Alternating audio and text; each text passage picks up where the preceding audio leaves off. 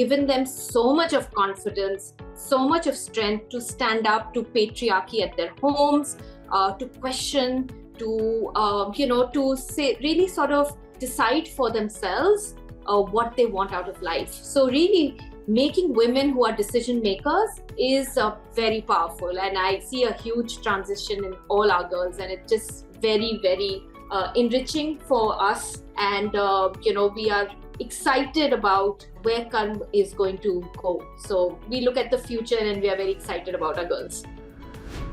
I remember we got about 700-800 applications for our first batch of girls.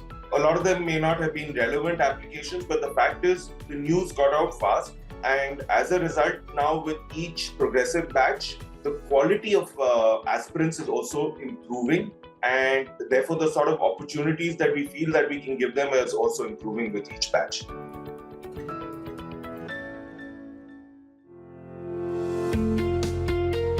Hello and welcome to a very special podcast series, Unusual Suspects. I'm your host, Gaurav Chaudhary.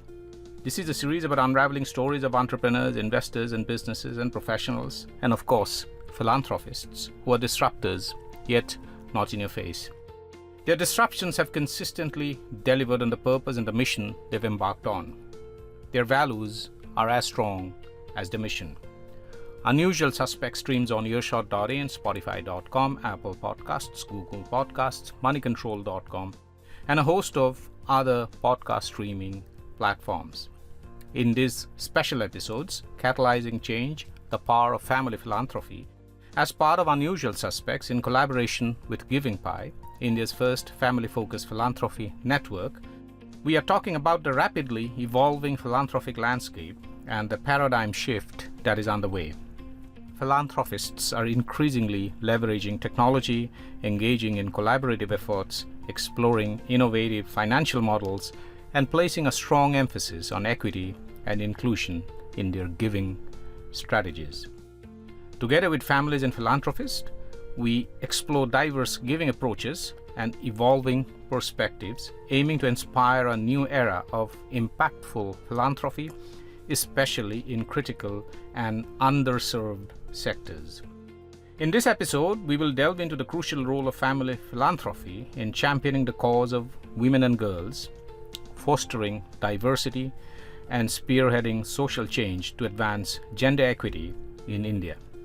We'll explore how strategic philanthropic investments can become catalysts for progress, paving the way for a more inclusive and impactful future. I'm delighted to have Radhika Bharat Ram and Kartik Bharat Ram. Kartik and Radhika are founders of the Karm Trust. Through innovative and carefully designed programs, Karm Trust aims to broaden the awareness of and respond to issues affecting women. With some of the initiatives, they hope to empower women and girls with opportunities to pursue their dreams and build capability in local communities. Kartik is the Joint Managing Director of SRF Limited, a diversified chemicals conglomerate. Kartik is involved in the creation and strengthening of a performance-based culture within the organization through value-based leadership. Radhika is the Joint Vice Chairperson of the Shri schools in Delhi NCR. She leverages her active contribution in the education space by serving as a member of the board of SRF Foundations. Welcome to Unusual Suspects, Kartik and Radhika. Hello. Hi Gaurav, thank you. Radhika and Kartik, your work with the trust, despite being in its early years, is very inspiring. Could you share more about how your giving journey started and how the trust was conceived? So, Gaurav, I think in our case, there's this whole legacy when you go back to my great-grandfather, Sir Shri, who started Lady Shri College and started SRCC. So we have a history of people being involved specifically in education as well as in other areas. Then over a period of time, besides these educational outfits, the family has done a lot in terms of rural education, other things. The SRF Foundation contributes to over a huge number of schools across the country, rural schools in terms of making them better schools in general. And my mother, now about 35, 40 years ago, started the Shri schools in Delhi. So we've done a lot on education. And I guess to that extent, a legacy has been created, and we felt that we ourselves should do something to take this forward, and that's where the idea of the current fellowship emanated from. Yeah, I mean, and just on a little bit of a personal note, of course, the legacy of the family has played a huge part in shaping our thinking, both for Kartik and for me to be married into this home where, the DNA of the family has been always to give. But on a personal note, I come from a middle class family, and where my sister and me, we were always encouraged to live our lives at our own term. But when you look around, I don't see that true for many women in our country. And I think education is a powerful way to challenge this unfortunate mindset. I mean, we believe that, education, provides women with the ability to voice their opinion and have a choice in how they want to live their life.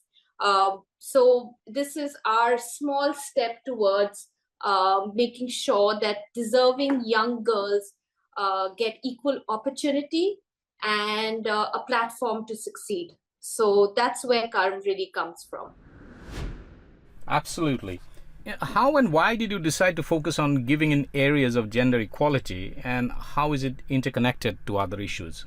If you can elaborate on the Karm fellowships and why you decided to go with that model. So basically, Karm is an expression of a personal conviction, right?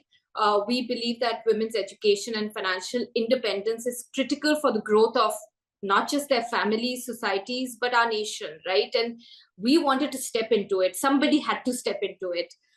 If you look at the whole landscape of giving, so much intervention is being done for education of young girls till K-12. But seriously, the roadblock comes when the higher education puzzle comes into play. Typically, families want to invest, and I'm talking about underserved communities, right? Typically, families want to invest in education of their sons. The focus for undergraduation becomes less for girls. And we wanted women to succeed and work. So the whole concept of Karm is that we want to create financially independent women who will continue to work. So it's a lot of work that we are doing on mindset, creating opportunities, and of course, the financial support that each and every fellow gets at Karm. Yeah, and obviously, I think just to add to Radhika, a lot of life skills which are being sort of imbibed in these girls. So let me put it this way, some of these girls are absolutely top-notch girls. A lot of them are top-notch girls. And I think what we are providing them is a lot of confidence in themselves, their self-esteem to go up. We obviously provide them things like English language skills and other skills that they would find useful in the workplace at a later date when they actually come into the work environment. So putting all these things together, including the fact that they have a mentor through their 3 years, we find, and this is our first batch, which is now graduating right now, that a lot of the girls fortunately have got job offers. Some of them are going into further higher education. So there's a lot of good news that's coming based on our very first batch that's graduating, and it gives us the confidence that there's a lot more we can do in this area. Absolutely. If you could share some challenges you have encountered in your giving journey, especially setting up your own trust and being hands-on with your philanthropic efforts. One of the challenges, I've been asked this question many times. I have to say we've been extremely lucky. We've had support from not just our mentors, but just people who have just opened up doors for our girls. The one challenge I would say, or actually two challenges that I would say, was that we launched the project in peak of COVID in 2020. We just jumped right into it, and he said, this is going to be the best time to do this, or else, life is going to take over. And we're so glad that we did it then. The other challenge is really, personally for me, is that you're so hands-on that you end up living in these two different worlds. One world is of privilege, and the other that you encounter with your girls, because I know each and every girl who is part of the fellowship. and their lives are difficult and the challenges are huge. And sometimes you are wondering what to support, how much to support, and it does become challenging because the needs are huge. And I didn't realize that when we sort of jumped into this. So it's been a huge learning experience for me personally, how to step back and as for Kartik and me to decide what are the problems we are going to solve for and what we will step away from. It is a very difficult and it's challenging many a times for us.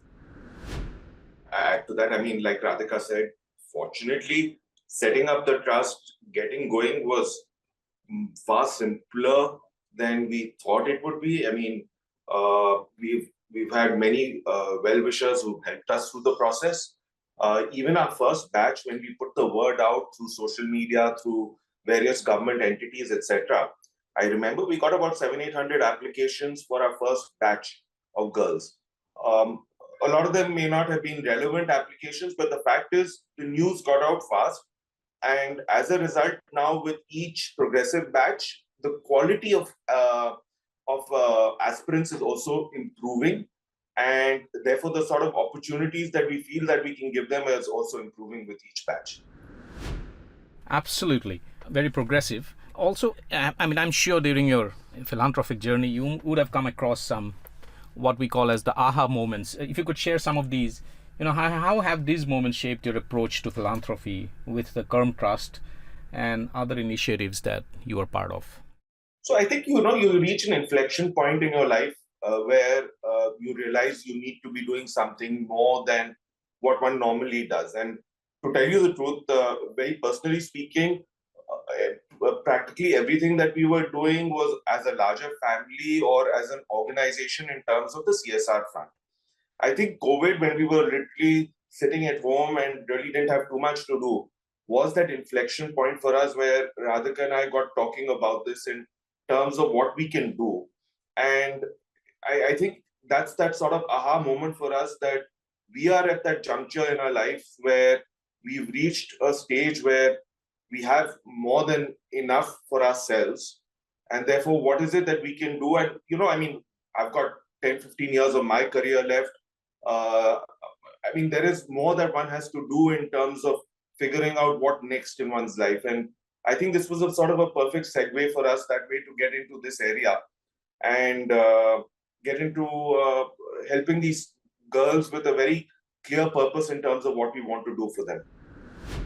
I mean, from for the work that I've done at the Delhi Craft Council and at the Blind Relief Association, I think when I saw people who we support and empower find the strength to earn and sustain themselves, I would define that as success, right? When you know that your interventions are going to change and impact lives and create opportunities and question the status quo, I think success is that for me. And as far as Karm is concerned, like Kartik mentioned, our first batch is, there are many aha moments, and we will be sharing with the rest of the world soon as the first batch graduates in April. But just to see them confidently stand up, share their stories of resilience and academic pursuit, we see many aha moments. And what we have done is we have created safe spaces for our girls, created the whole mentoring program that has given them so much of confidence, so much of strength to stand up to patriarchy at their homes, to question, to to say, really sort of decide for themselves what they want out of life. So really making women who are decision makers is very powerful, and I see a huge transition in all our girls, and it's just very enriching for us. And we are excited about where Karm is going to go. So when we look at the future, and we are very excited about our girls. In the realm of philanthropy, there is often a discussion around depth versus scale. Some people advocate for deep targeted interventions, while others prefer broader scalable initiatives, and I'm sure there are merits on both sides of the fence. How do you reflect on your philanthropy evolving, particularly if you look at it from this kind of an approach? And what are your thoughts about depth versus scale in your own giving strategies and activities?